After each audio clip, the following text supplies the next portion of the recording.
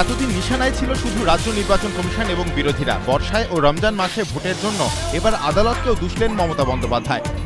অন্যায় করে এই সময় ভোটটা চাপিয়ে দিয়েছে। আমরা ভোট চাই, কারণ ওরা চেয়েছিল ভোট না করতে, মানুষের অধিকারটা কেড়ে নিতে।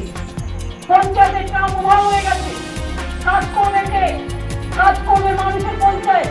তাই তাদের যদি নির্বাচিত না করেন, কাজটা কে করবে? তাই আমরা বাধ্য হয়েছি কোর্ট আর ইলেকশন কমিশনের এই খেলার কাছে আমরা মেনে নিতে বাধ্য হয়েছি। লালগড়ের সভা থেকে যথারীতি রাজ্য নির্বাচন কমিশনার মীরা পাণ্ডেকেও আক্রমণ করলেন তৃণমূল নেত্রী। রবিবারই হাওড়ার বাগনানের সভা থেকে তৃণমূলের বাইক বাহিনীর দৌরাত্ম্যের অভিযোগ তুলে ঐক্যবদ্ধ প্রতিরোধ গড়ে তোলার ডাক দিয়েছিলেন বুদ্ধদেব ভট্টাচার্য। এদিন বর্তমানের আক্রমণের হাত থেকে রেহাই পেলেন না প্রাক্তনীয়। সকাল তখন 6:30। সেকেন্দ্রাবাদে আরপি রোডের এই দোতলা হোটেলের সামনে রোজকার মতোই ভিড় করেছিলেন শ্রমিকরা। আচমকাই বিপত্তি, চোখের সামনেই কার্যত তাসের ঘরের মতো হুড়মুড়িয়ে ভেঙে পড়ে হোটেলটি। খবর পেয়েই তড়িঘড়ি সেখানে ছুটে আসেন গ্রেটার হায়দ্রাবাদ মিউনিসিপ্যাল কর্পোরেশন, দমকল, পুলিশ আধিকারিকরা। শুরু হয় উদ্ধার কাজ। ধ্বংসস্তূপ ছড়িয়ে টেনে বার করা হয় আহতদের। তারপর তাদের নিয়ে যাওয়া হয় স্থানীয় হাসপাতালে।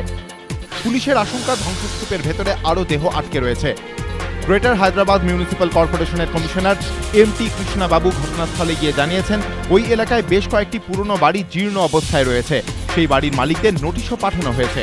এই হোটেল ভবনটি সেই তালিকায় ছিল কিনা খতিয়ে দেখা হচ্ছে। বুদ্ধগয়ায় ধারাবাহিক বিস্ফোরণের একাধিক সতর্কবার্তা পেয়েছিল বিহার সরকার, কিন্তু তা ঠেকাতে কোনো পদক্ষেপ করা হয়নি, বাড়ানো হয়নি মন্দিরের নিরাপত্তাও। বিস্ফোরণের পর বিভিন্ন মহল থেকে এমনই অভিযোগ উঠেছে।